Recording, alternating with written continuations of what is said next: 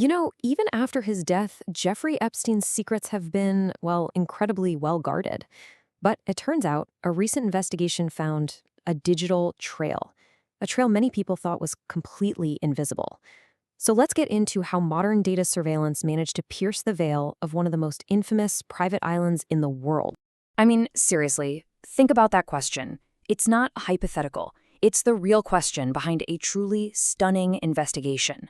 Because that's exactly what happened. We're talking about data that revealed who was visiting Epstein's Island, where they came from, and even what they were doing once they got there.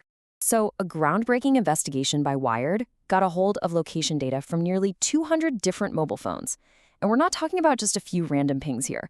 No, this was a detailed log of visitors to Epstein's Island, all the way from 2016 until his final arrest in 2019.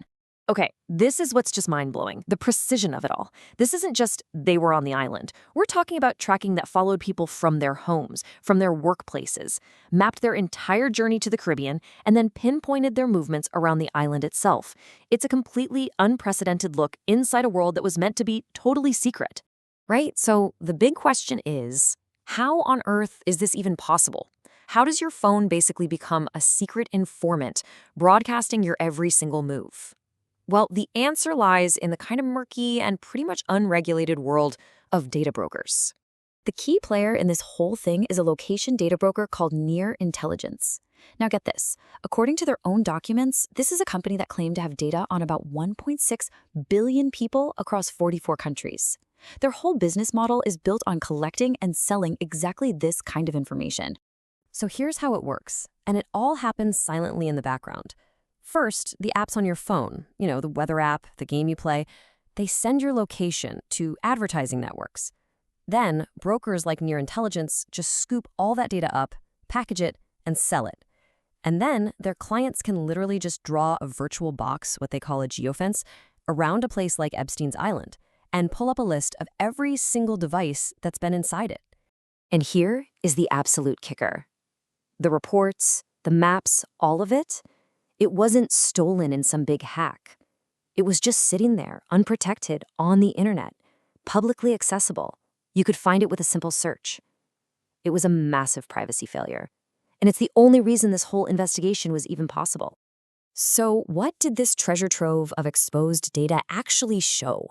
Well, these digital breadcrumbs paint a picture of the activity on Little St. James that is, frankly, startlingly clear. Now, this timeline is so important. The data shows a pretty regular flow of people coming and going to the island for years after Epstein was already a convicted sex offender. This wasn't something that happened in the distant past. This was recent, and it was ongoing. And this is where the power of this data really hits you. The tracking didn't just kick in when a boat docked at the island. Oh no. It began thousands of miles away at what the data labels common evening locations or common daytime locations. In other words, people's homes and their offices. The data actually points to 166 specific locations spread across 26 U.S. states. As you can see, Florida and the Northeast were major hubs. We're talking coordinates pointing to wealthy spots like Martha's Vineyard and Nantucket. But it also pointed to less affluent areas, which is why investigators are being very careful not to release names, because this data could easily include employees or even potential victims. The data even mapped out the two main ways people got to the island. They'd often fly into the private and VIP terminals on St. Thomas, the neighboring island. From there, they'd head over to the American Yacht Harbor, a marina that Epstein actually co-owned, to catch a boat for that final leg of the journey. And once they were on Little St. James, the data points cluster around these key locations. You see a ton of activity at the main house and the pool area, down at the beach, around this large sundial, and of course at that infamous and really mysterious hilltop temple that has fueled so much speculation over the years. So while most visitors were coming from the US, there were definitely international travelers too. We see data points traced all the way back to places like Ukraine and Australia. But notice who's missing? Europe. It's pretty likely that Europe's really strong GDPR privacy laws just stopped this kind of data from being collected on European visitors in the first place, which is actually a pretty powerful argument that regulation can make a real difference. Look, this whole thing might seem like a crazy story about one very specific, very notorious island, but really the implications are for everyone. This is a story about you, me, and the data that we all generate every single day. Which, of course, brings us to the most important question of all. Is this kind of super invasive, super precise tracking something that only happens to people jetting off to a billionaire's private island? The answer is a short and pretty chilling yes. The exact same systems, the same data brokers that were used to track these visitors, they're operating on all of our phones all the time. It's just part of the massive digital advertising world we live in.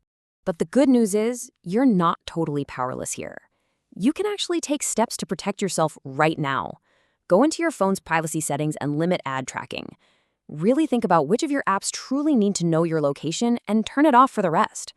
Even simple things like using an ad blocker can make a huge difference in shrinking your digital footprint and taking back some control.